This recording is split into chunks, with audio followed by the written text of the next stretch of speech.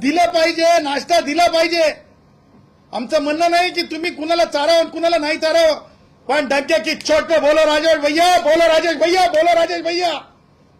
त्याचबरोबर मला हे म्हणायचंय, रोहित पवारांची टीम, मीडिया टीम काय काम करतीये, रोहित पवारांची मीडिया टीम काय काम करतीये.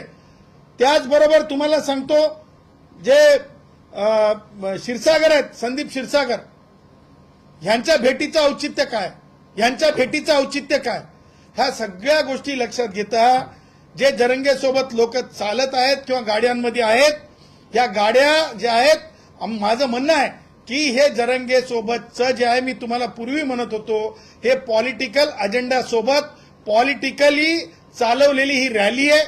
आणि मला हे म्हणायचंय की ही रॅलीचं जे भविष्य आहे, या रॅलीचं जे अंत आहे, माझं हे म्हणणं आहे की या रॅलीचा अंत हिंसक जर झाला, या रॅलीचा अंत जर हिंसक झाला तर ह्या सर्वस्वी जबाबदार जरंगे असेल. त्यासोबतच ही जेवढ्या लोकांची मी नावं घेतली, ती नावं सुद्धा त्यामध्ये तितकेच त्यांच्या पात्रतेनुसार पात्र असतील, हे सुद्धा मला डंके की चोट पे सांगायचंय. त्या पुढे जाऊन मला हे बोलायचंय की जरंगेच्या मागणीच्या बाबतीमध्ये सद्विवेक बुद्धी असलेलं कोणी सुद्धा जरंगेच्या बाजूने बोलायला तयार नाही. परंतु आतड्यातल्या कातड्याचं राजकारण करणारे, ज्या प्रकारे जरंगेनं काल परत मुख्यमंत्री महोदयांचा अपमान केला, अगोदर महिलांचा अपमान केला, त्याच्या अगोदर लोकांच्या आया बहिणी काढल्या, तुम्हा माध्यमांच्या लक्षात आलं नाही.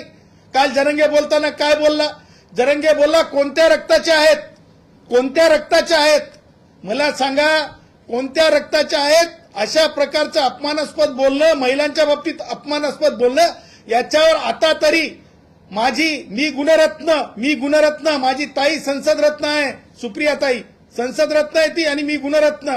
ताई, तुमचा भाऊ गुणरत्न मागणी करत आहे, तुम्ही या वक्तव्यांचा निषेध करणार आहेत की नाही, शरद पवार गट निषेध करणार आहे की नाही. आणि म्हणून जरंगे डरता भी बहुत आहे.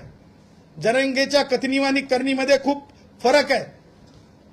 मी म्हणेल एक डायलॉग, जरंगेच्या या मुंबईमध्ये येण्याबाबतीमध्ये एक गाणं आहे, झलक दिखला जा जा जा जा जा जा जा जा जा झलक दिखला जा, अरे जा जा जा जा जा जा जा जा झलक दिखला जा. देख जरंगे, बात तो ऐसी है ना कि अनशन करना, आंदोलन करना इस भारत के संविधान की जो है डेमोक्रेसी में दिया हुआ अधिकार है. इसका मतलब ये नहीं है